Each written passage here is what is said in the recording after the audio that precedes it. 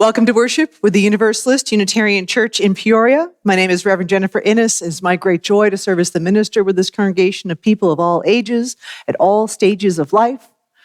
We are glad that you are here this morning to take this day and this opportunity to gather in community and to share joy and comfort and so often the challenges of life.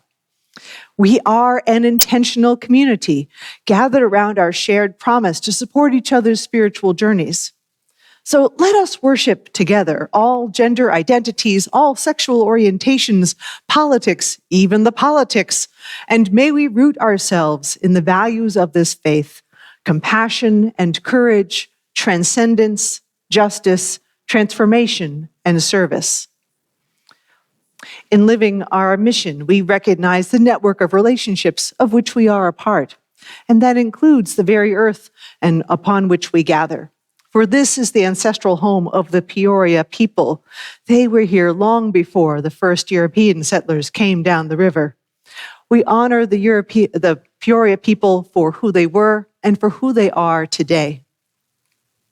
I also want to extend a special welcome to any guests or first-time visitors we have today. Thank you for taking a chance to join us, gather with us for just a little bit of time. Thank you for joining in person and online. It is something to move out into the world in this moment and seek connection and a larger purpose. So if you are new, please help us get to know you by wearing a name tag and joining us in Fellowship Hall after the service for coffee and fellowship. And also stay, if you're joining us on Zoom or Facebook, please stay and visit after the service as well.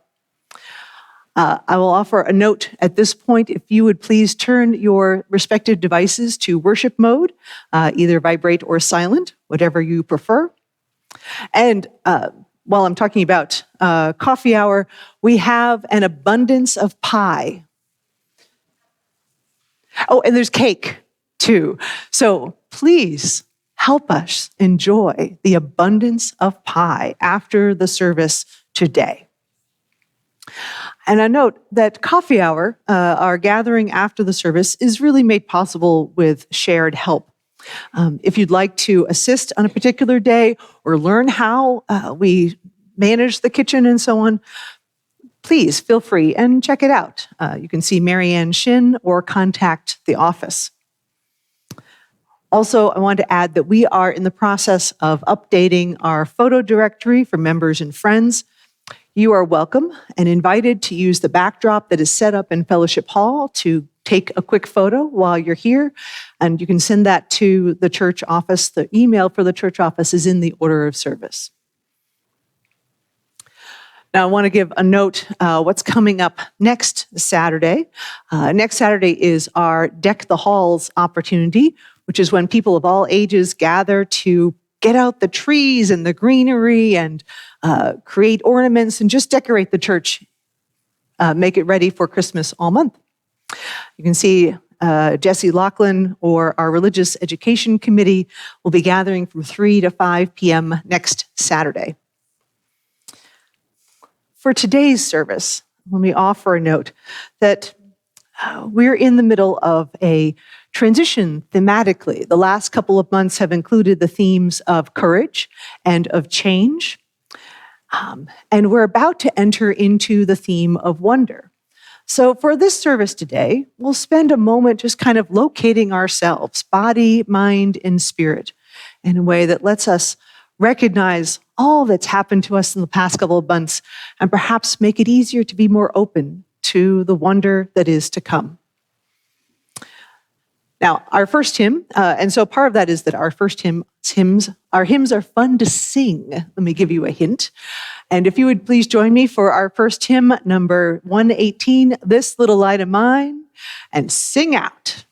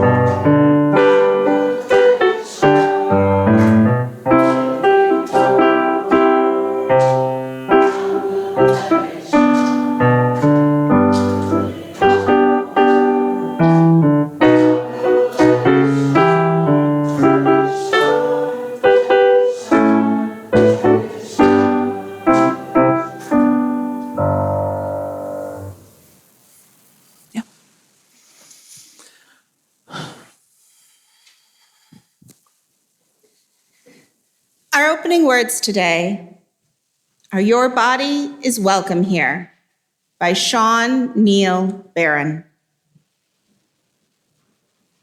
Your body is welcome here.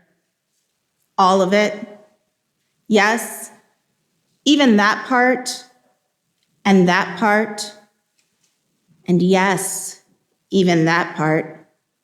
The parts you love and the parts you don't. For in this place, we come with all that we are, all that we have been, and all that we are going to be. Our bodies are constantly changing. Cells die and are reborn. We respond to infections and disease, and sometimes we can divorce them from our bodies, but other times they become a part of us permanently. Your body and all that is within it, both wanted and not wanted, have a place here. Our bodies join in a web of co-creation, created and creating, constantly changing us, scarred and tattooed, tense and relaxed, diseased and cured, unfamiliar and intimate, formed in infinite diversity of creation. Your body is welcome here. All of it. So take a moment and welcome it. Take a moment to feel in it. Take a moment to be in it.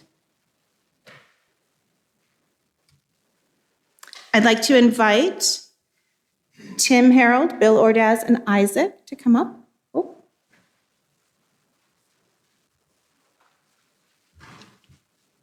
They'll be doing our chalice lighting today.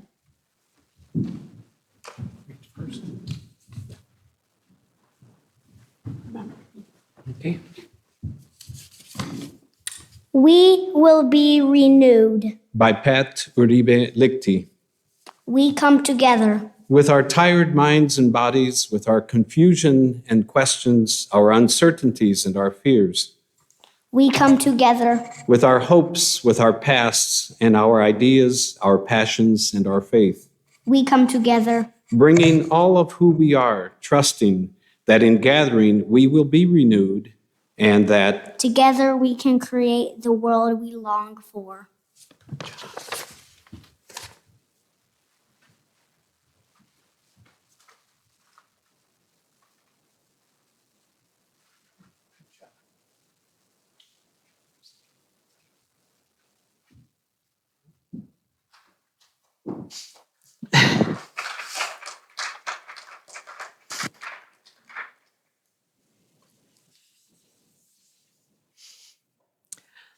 As part of our being present, I want to invite us into our next hymn, Please Rise in Body or Spirit. This one connects us with nature and our bodies. There are not prescribed movements. Go with what feels good and enjoy. My Roots Go Down with Sarah Pertl. My roots go down, down to the earth. My roots go down, down to the earth. My roots go down, down to the earth. My roots go down. My roots go down, down to the earth. My roots go down, down to the earth. My roots go down, down to the earth. My roots go down. I am a wildflower pushing through the stones. I am a wildflower pushing through the stones. I am a wildflower pushing through the stones. My roots go down. My roots go down, down into the earth. My roots go down, down into the earth. My roots go down, down into the earth. My roots go down. I am a willow swaying through the storm. I am a willow swaying through the storm. I am a willow swaying through the storm. My roots go down. My roots go down, down into the earth. My roots go down, down into the earth. My roots go down, down into the earth. My roots go down. I am a mountain reaching for the sun. I am a mountain reaching for the sun. I am a mountain reaching for the sun. My roots go down. My roots go down, down into the earth. My roots go down, down into the earth. My roots go down, down into the earth. My roots go down. My roots go down, down into the earth. My roots go down, down into the earth. My roots go down, down into the earth. My roots go down.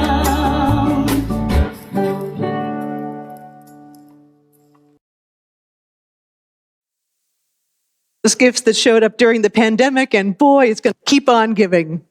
Yes, yes. All right.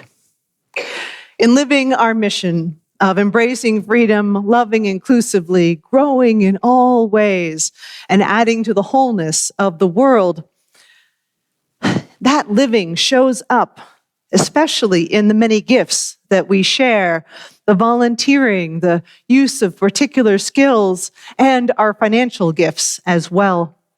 We take up a collection every week in worship as a way to honor that act of giving, to give tangible form to what we offer in so many ways. The offering of money is to be intentional, tangible, present in the life and the work we share and keep sustaining. And we also send some of our offering out into the world. We practice a Share the Plate program. Half the undesignated offering goes out into a named recipient, while half goes to the church. And what we're in the middle of right now is gathering for the New Mexico Coalition for Reproductive Choice. They are working with partners, in particular in Texas, including First Unitarian Church in Dallas, to cover the cost of transportation and abortion services for people from Texas. The Texas Coalition for Reproductive Choice tries to aid as many people as possible at the cost of about $1,000 per person. So our congregation is raising enough to support one person's experience here. And when we hit that number, the Share the Plate will then go to the minister's discretionary fund for the remainder of the calendar year. And the Social Impact Committee will announce the first of the monthly recipients that will start beginning in January.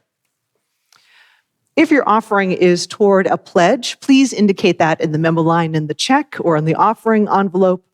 Again, half the undesignated offering goes to the Share the Plate recipient and half goes to the ongoing work of the church. I want to thank everybody for all your generous giving in all the forms that takes. Every bit that we offer truly adds up and makes a difference. And now the ushers will pass the plates, and after the plates have gone through during our music for meditation, we'll have a chance to light our candles of care. And now let me invite, would the ushers please come forward?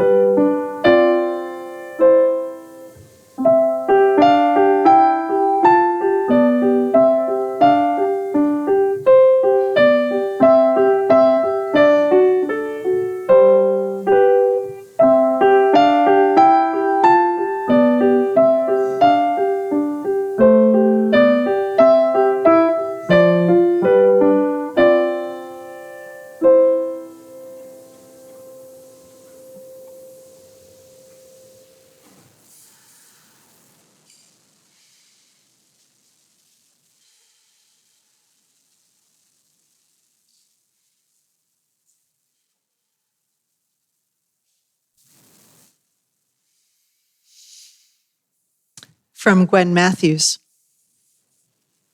Feel that. Each breath, every inhale, exhale.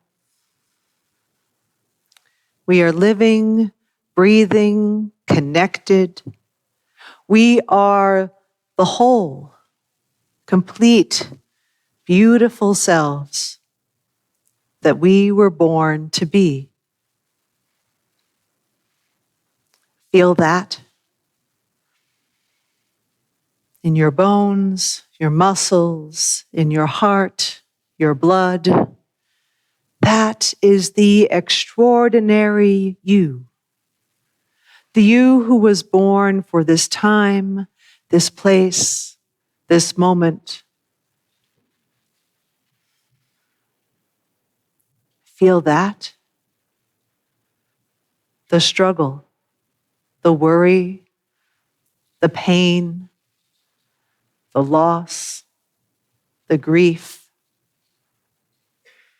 It is still you. You are still whole, complete, beautiful, extraordinary. Feel that.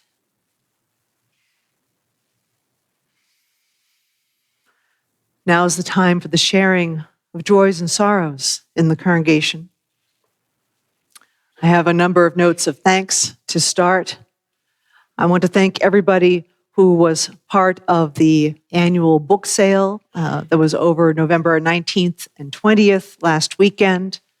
Thank you to co-chairs Bernie Humphrey and Lindy Peterson, and to all of the volunteers and organizers who staffed the event, to everyone who donated books. Yes, we had plenty of books. And I believe, if I'm right in hearing, that we raised about 1,500. Is that right? Yes, 1,500 from that event. So yes, we are on track with where that should be in the budget, I believe, which is great. I want to thank everybody who was part of our potluck Thanksgiving dinner. It was the return of Thanksgiving dinner. Yes, last seen in 2019, but lo, we had it this year. We had new visitors, we had longtime members, and people of all ages in between shared a wonderful meal. Thank you to everybody who was able to join us that day. And let us also be grateful for the leftover pie that we get to share this morning. I want to offer a note of thanks to everybody who supported our hosting the Transgender Day of Remembrance service at our event last Sunday evening. This was in partnership. The main organizer for this is Peoria Proud. It was a privilege to work with them. About 60 people attended in person and some 10, 15 more attended online. And people really lingered and had a chance to visit in a place that is as safe as we can make it these days. I want to offer that we keep responding to the call to continue to keep the LGBTQIA plus community and allies in our hearts as Colorado Springs and those from Club Q continue to recover. It's a little early for recovery, but we'll use that word. Continue to go day by day following the deadly shooting that was last Saturday night. And I want to offer a note of sorrow. It's hard to know which notes to bring into a particular service, but we'll bring this one. To the people and community impacted by the deadly shooting at the Walmart in Chesapeake, Virginia, 2 days before Thanksgiving, that left 6 people dead. We offer our circle of care to those who died, to those who missed them, to those who are taking care of the survivors and figuring out how to proceed. I invite us to pause for one more moment in shared quiet together. There is so much that is within us and around us, in our minds and hearts. Let us be present to this moment.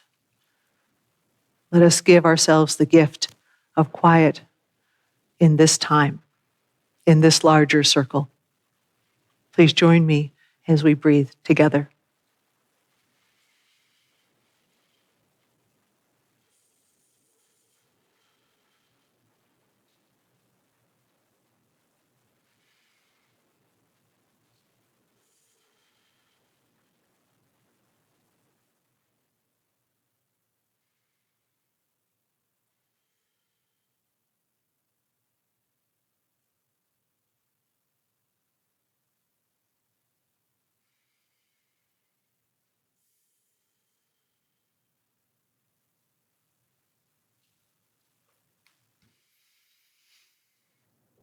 Amen, shalom, and namaste.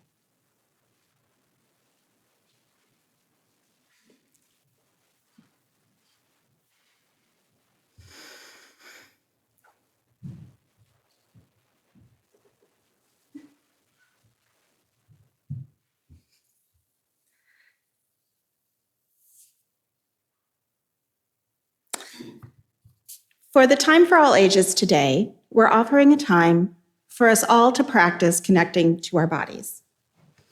This is a practice that I use for myself, that I use in my home with my kids, and that I use with other kids that I might be encountering who are having a tough time and maybe don't feel so connected to themselves. It's a simple body scan meditation, and I invite all of us today to participate as is comfortable and enjoyable for yourselves.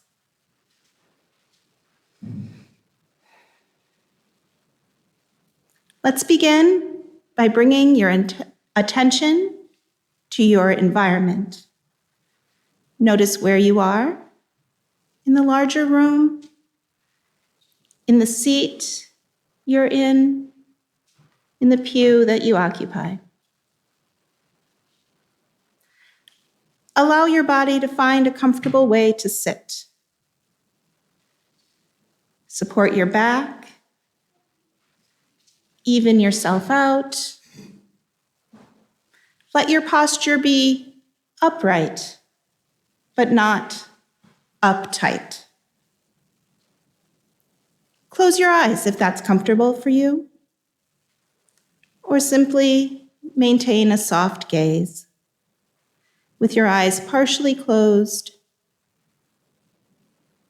and a loose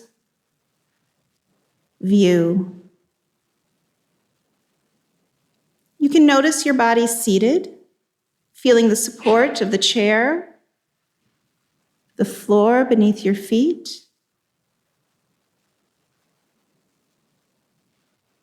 Take a few deep, long breaths, however is comfortable for you. See if you can sustain and maintain attention for the entire breath in.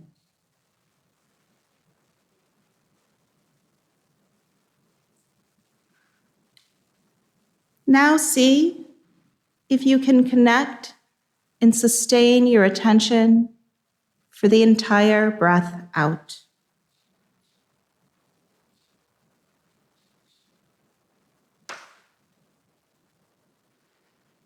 Notice your feet. Do they rest firmly on the floor? Do your toes barely touch? Feel the weight, the pressure, the heat there. Let your attention travel up your legs,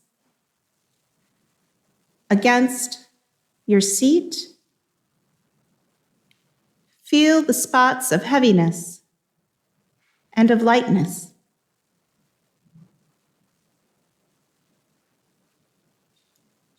Notice your back as it rests against the pew.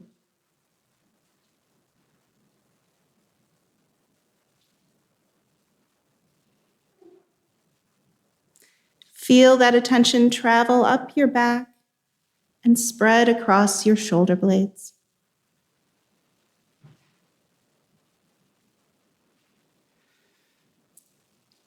Do you feel tension there? I invite you to release it as you exhale.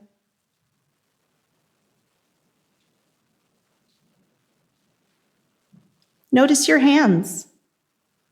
Are your hands tense or tight? Are they loose? Are your hands still, or do they wish to wiggle?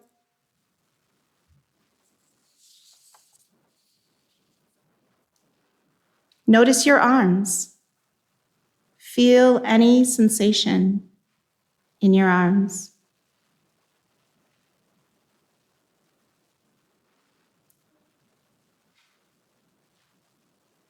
Notice your neck and throat. Allow them to be soft. See if you can invite in some relaxation there.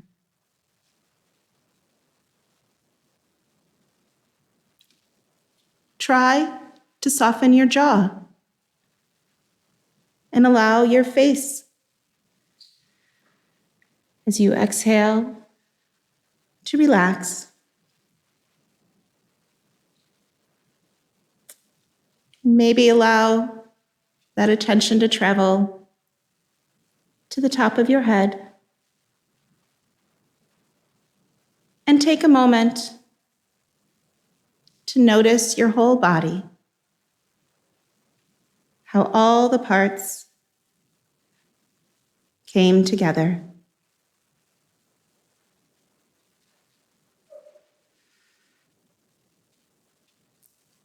Take another breath in and out.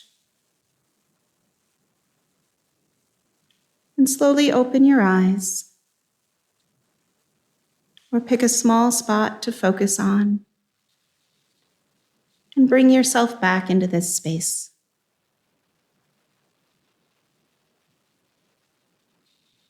Maybe allow your head and neck to twist as you come back to our space together.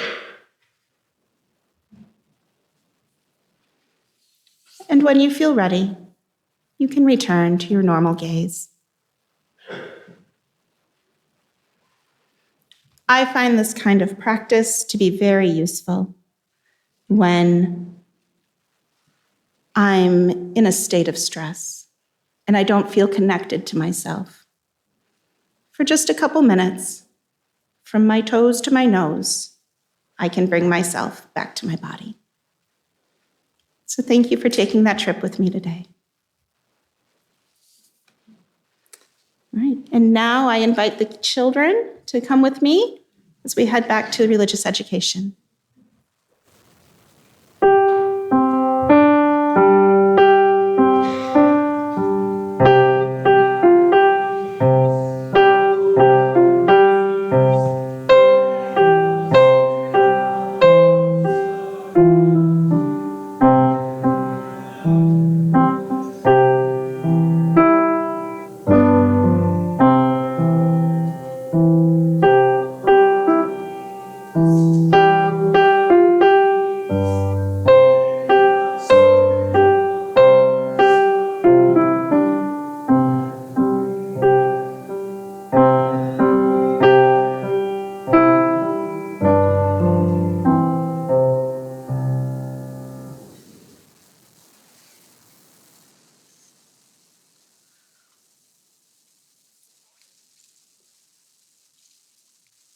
Our reading today is from artist, poet, and spiritual teacher Christine Walters Painter.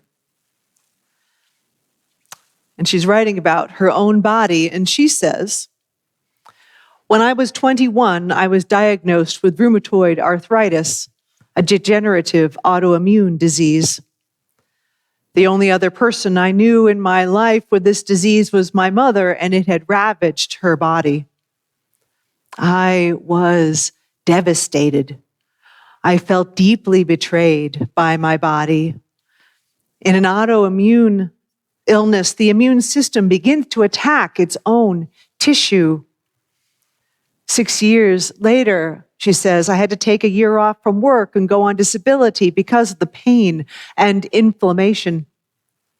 That was the year I first walked into a yoga class and was one of the paths I took back to loving my body."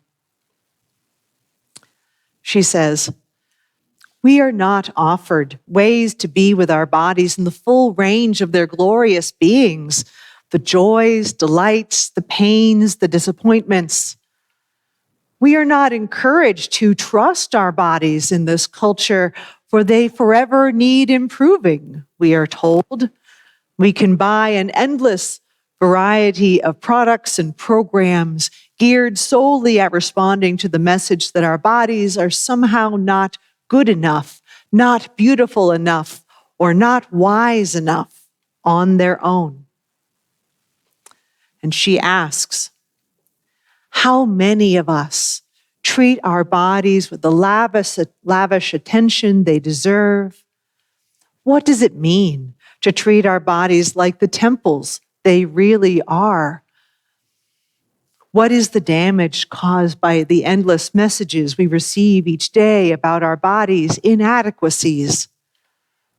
What if, she says, what if for one day we could put to rest the damaging stories we tell ourselves about how our bodies don't measure up?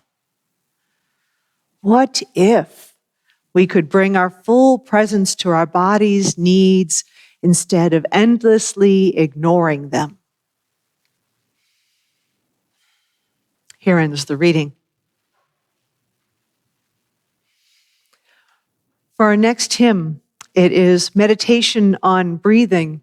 It's one we've shown a video for at various times in the last couple of years, but I am not sure how much this congregation has actually sung this one. So if you will humor me, we'll learn it together and then sing it 3 times. There are 3 parts, and when we get to the singing all together, you are welcome to choose which part you would like. But let me go through 3 parts, each of the 3 parts together with Shirley's help, if you would. The first, yep. When I breathe in peace. When I breathe out love. When I breathe in peace. When I breathe out.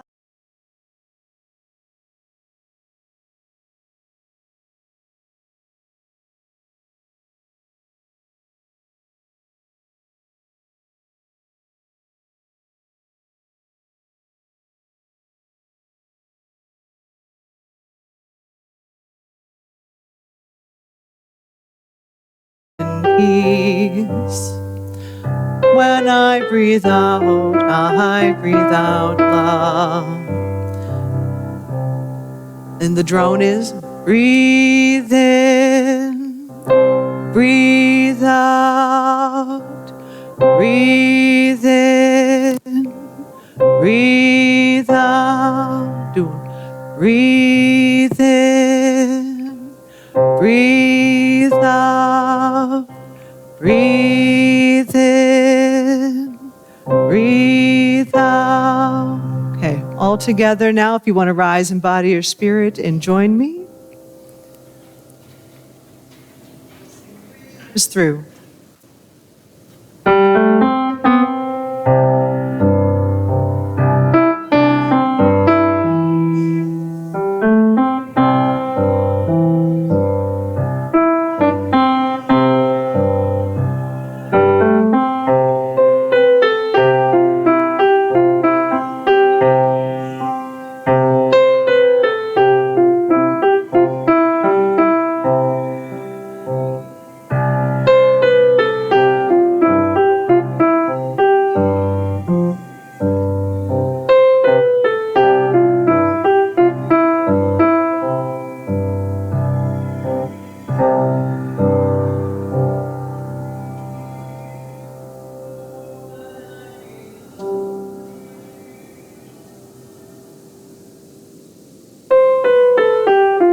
I breathe.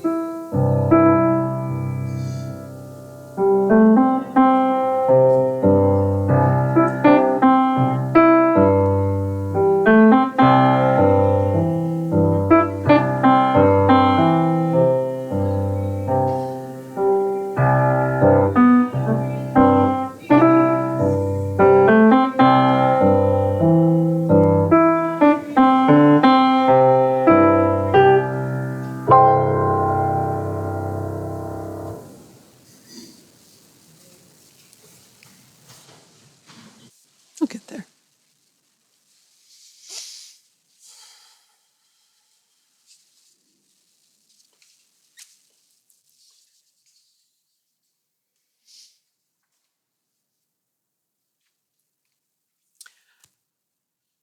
Over the course of this fall, I've noticed how much I have a growing fascination and love for the details and workings of our natural world.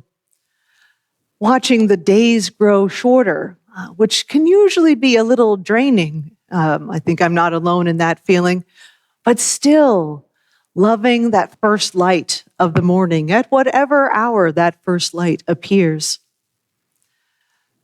I've been considering, among other things, we're watching a lot of science fiction in my family, and I'm considering androids. And it keeps dawning on me, is the impossibility of fully imitating the human body as a living, thinking being. All of the intricacies that make our chemical and cellular and so on existence function. Just amazing on the minutest of scales. Just this morning, I was reminded that kittens snore. Kittens snore. That by itself is remarkable, isn't it? Isn't it? The story I heard yesterday about the amazingness of our world came from a TED Talk offered by Catherine Moore. She had had a run-in with a sea urchin while diving, and most of the sea urchin spines had come out in the course of things, but there was one spot. There was one spot that was in her hand, that was still stiff and sore. And when they took a look, they realized that she still had a piece of a sea urchin spine in her hand. That was still there. And so they set about, it wasn't necessarily urgent, but they set about scheduling an appointment to get that removed. And she was all set for that appointment. But just before that appointment, she had a fall and broke her pelvis. Well, that kind of put the sea urchin on the back burner, and she was out flat for about 6 weeks recovering from that injury. So when she was able to bear weight again, she went back to rescheduling that appointment to still take out that piece of the sea urchin spine. And lo and behold, when they went to go look for that piece and check and make sure that it would be there, know to where to take it out, that little piece of spine was actually gone. Because when a body is healing from something as traumatic as a broken bone, it draws calcium and resources from anywhere in the body it can find it, even a little piece of sea urchin. And so now, she's not entirely fully human.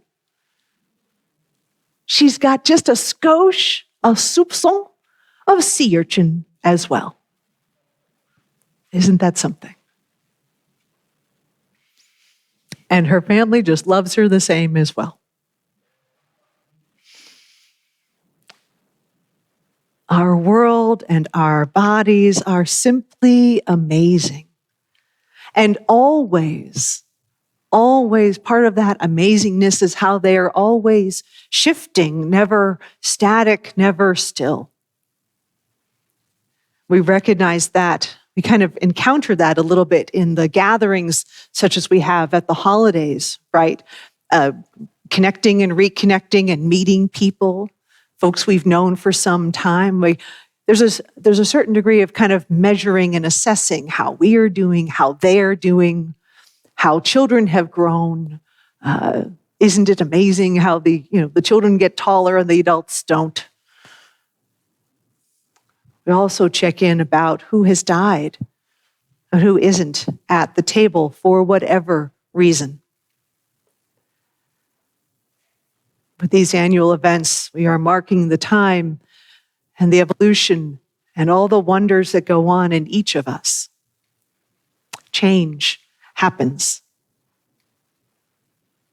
So I want to spend a moment in this transition between themes of courage and change that we've been working with for the past couple of months, and as we enter into a time of wonder, just pause for a moment and connect with where we are now in mind, body, and spirit. And I'll offer as I go a fair notice that each of us has our own body story. And that might mean that really fully thinking about the body isn't the right thing for us either. So if you need to do something differently than simply sit here, if you need to move, if you need to walk around the services in Fellowship Hall, by all means, do so. You know yourself best. Let me spend a moment talking about the needs, kind of some of the forces that are working themselves in us at this time. And beginning with a little bit of the difference between stress and trauma. I think stress is something that can be it's this kind of the squeeze and the pressure of a particular moment. Making Thanksgiving happen, for example, if we were helping to do that, or accomplishing one's schoolwork before the end of the term, things along those lines. There's an urgency, there's something that needs to happen, and then once that's accomplished, that can be done, and you can move on. Kind of episodic, if you will. But then there's trauma, and this is a little different. One author puts it this way. Trauma is any situation that leaves you feeling overwhelmed and isolated, even if it doesn't involve physical harm.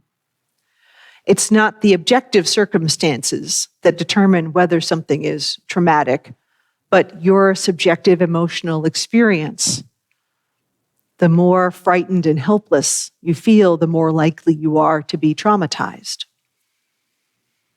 And that could be any number of sources. There's things always happening around us. There's no one particular event, kind of event that can have that result of trauma. It could be the death of a loved one, sustained physical stress, or emotional, mental stress. Sustained existential stress can lead to this. Could be a serious operation. Could be our context, such as poverty or having minimal resources in our lives, or whether we feel personally safe. There's always moments that can lead to a traumatic result in us.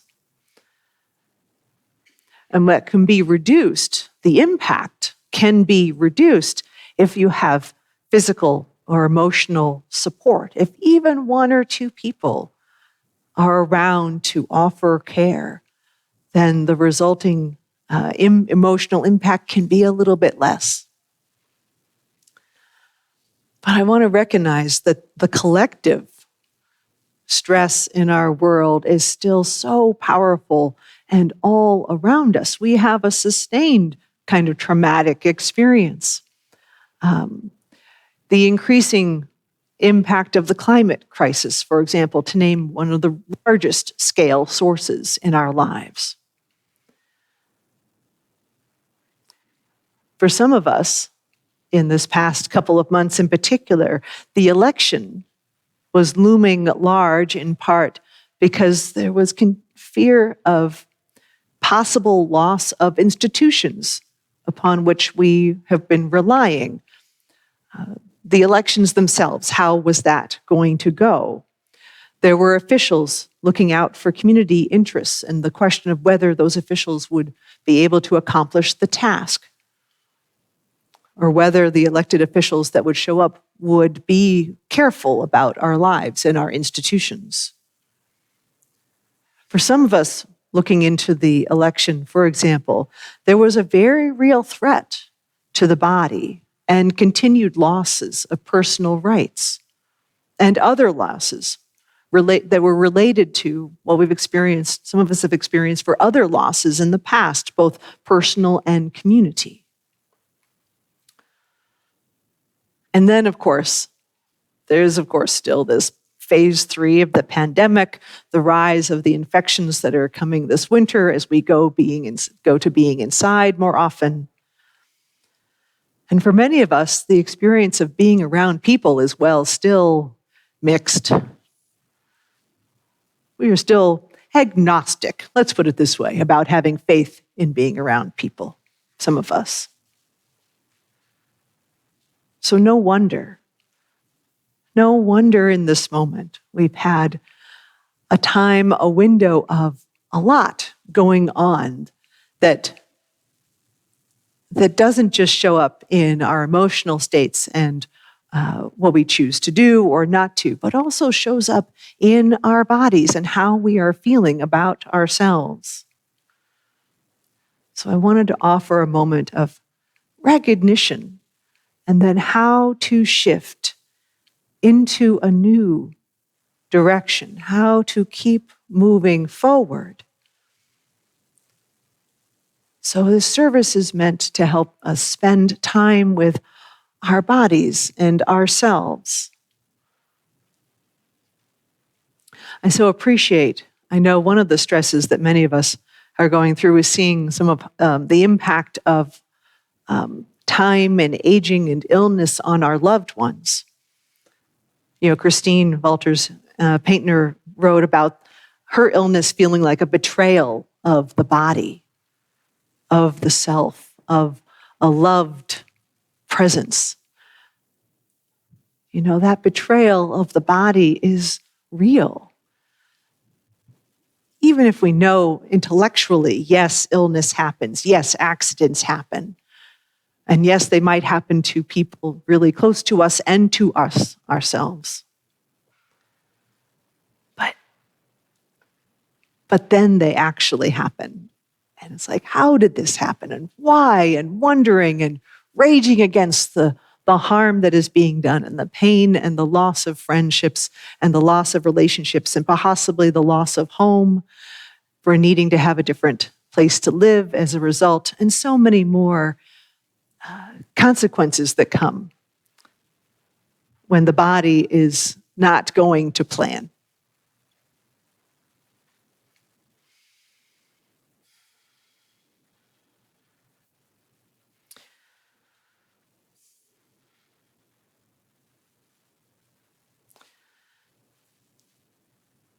I know part of what is going on is the accumulation of stresses and traumas upon us as well, kind of like an unfortunate layer cake. As we keep encountering elements in our lives, the trauma keeps being kind of the gift that keeps on giving. That's something that has already set in place, already kind of set in us, mind or body or spirit, that hasn't been kind of addressed or resolved fully, still could be there, and it can show up when we least expect it. And part of the expression of trauma is that it could be triggered by something that might not be logically related to our past hurt, but when it's triggered, it sends us right back as if that pain was fresh and new and day one. That's one of the notable hallmarks of whether something has been traumatic, is that you relive it again and again and again.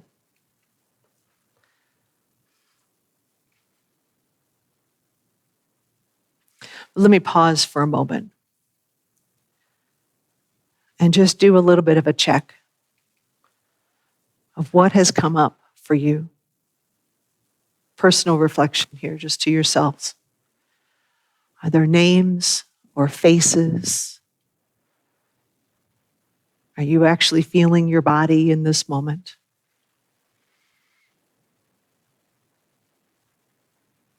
I'm not asking for us to all bring everything up and address it now. That's not possible. That's not our task.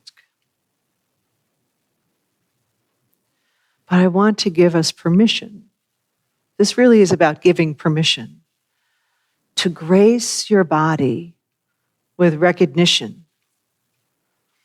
Attend to it fully later, but to give yourself the gift of attention.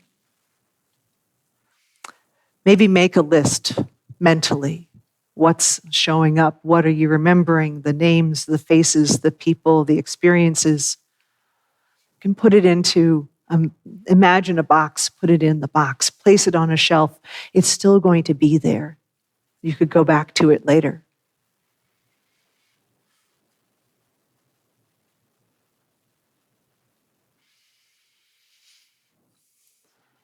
It is so important that we give ourselves permission to recognize the wholeness and the fullness and all of our complexities.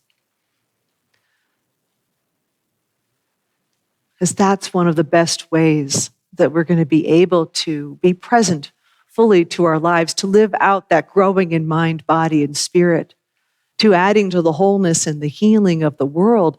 We can't necessarily fix the world, but we can certainly attend to ourselves.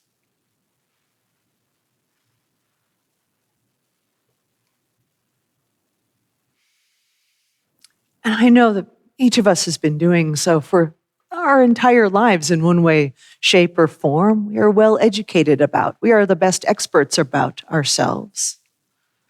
You know, how do you let go of stress? How do you put a pause on trauma and anxiety?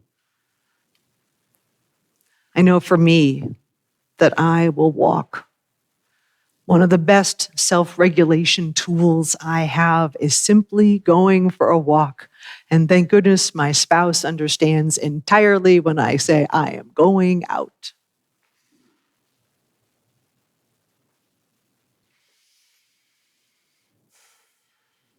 But also the singing helps. The singing that encourages breathing and attention. When I breathe in peace. When I breathe out love. When I breathe in peace. When I breathe out love. Or to be creative with that. For those of us who have had to care for very small people who cry a lot for no good reason. I tell you, I kept singing no matter what the crying was happening. A little ABBA, a little Beatles, whatever I could breathe and make sense, a little Peter Mayer. Oh, Beach Boys. Yes, Beach Boys was good too. Yeah, those were mine. Those were mine.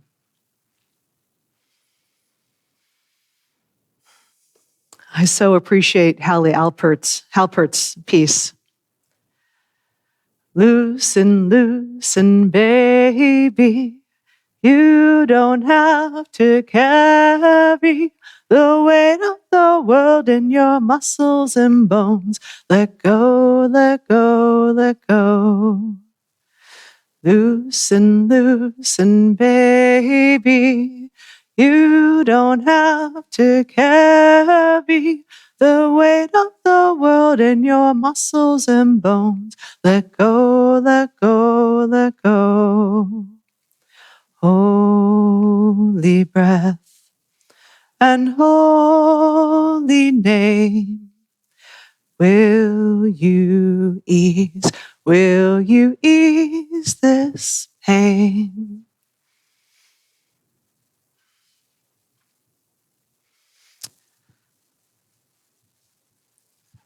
Tools such as that, opportunities that we have in our lives, little pieces of something that make a little sense for the moment, helps with acknowledging the flow in our bodies and addressing that the fact that our bodies are along for an emotional ride and that we can do something about that. We can let ourselves be embodied. We can let ourselves be recognized and as a path towards integration of the mind and the body and the spirit. No matter how much of the world we experience and inflicts itself on us, there is also there is also the wonder of what we can do to take care of ourselves. I so appreciate the Peoria Drum Circle, for example, and Natasha Green and the folks who are part of that, because I think that drumming piece is fully recognizing all the body. The body is fully deployed and used and loosened and allowed to be, along with the singing, along with the gathering, and so on. For all of us, whatever our degree of movement or the paths that our bodies take in our lives, we are worthy of being and of defining what that means. I so appreciate Sonia Renee Taylor and her work, The Body is Not an Apology. I spoke about her earlier this year. Her movement started with a critical conversation with a friend who became pregnant because she didn't want to ask for what she needed and make more demands when being intimate was already difficult because of a physical disability. She didn't want to ask for more of what she actually needed to feel safe and to take care of herself. And she didn't ask for birth control with her partner. And in that conversation, Sonia's response to her was, "Your body is not an apology. Your body is not an apology." In short, our bodies are worthy of the time and the space they take up in any form, in any emotional state. Our bodies and ourselves are worthy. Amid all the ways of change, we remain glorious, even when our minds and hearts are broken, even when we don't know what to trust or have cycles of fear and pain within us. I offer a welcome and an invitation to integration because it's a permission to exist and live and take up space and have needs. And it begins with small things, basics, actions. It is to be embodied, fully ourselves. I love where Barbara Brown Taylor goes with this. She's a theologian who writes from her Anglican faith, but she talks about how her spirituality is bound up in the bodily experiences of human life on earth. She says, in a world of too much information about almost everything, bodily practices provide such good relief. She said, to make bread or love, to dig in the earth, to feed an animal, to cook for a stranger. These activities require no extensive commentary, no lucid theology. All they require is someone willing to bend and reach and chop and stir. And most of these tasks, she says, are so full of pleasure, there is no need to complicate them by calling them holy. Because in a world where faith is construed as a way of thinking, bodily practices remind us that the willing is the faith in a way, willingness is a faith in a way of life. It's simply being embodied and acting and making one small move towards more integration in our lives. And so we come back round to the wonder that I started with, the amazement of all that is around us, the complexity of our world, and being and noticing and being in that flow. The Indian poet Rabindranath Tagore captures this in his section from his poem, Gitanjali. The same stream of life that runs through my veins night and day runs through the world and dances in rhythmic measures. It is the same life that shoots in joy through the dust of the earth, in numberless blades of grass, and breaks into tumultuous waves of leaves and flowers. It is the same life that is rocked in the ocean cradle of birth and death and ebb and flow. He says, I feel my limbs are made glorious by the touch of this world of life, and my pride is from the life throb of ages, dancing in my blood in this moment. Dancing in my blood in this moment. So let us go forth.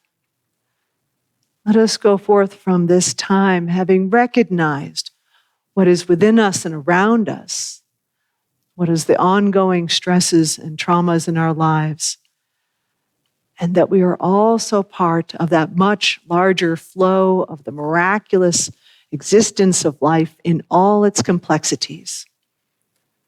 Let us go forth more embodied, getting ready for wonder, getting ready to continue to learn and grow and become. Let us go forth. Amen. Please rise in body or spirit for our closing hymn, number 100, I've Got Peace Like a River.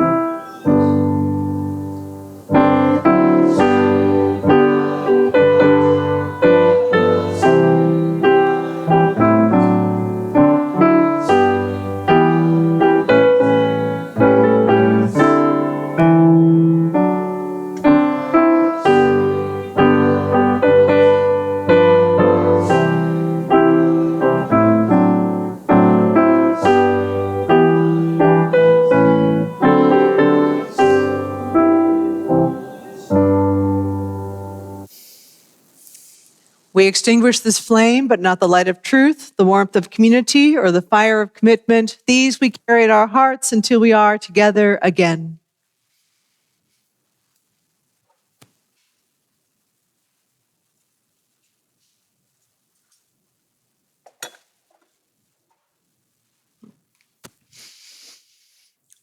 Blessed is the path on which you travel. Blessed is the body that carries you upon it.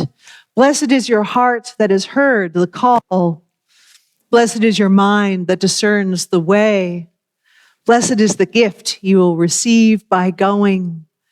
Truly blessed is the gift that you will become on the journey.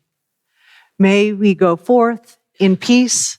Our worship is ended. Let our service begin.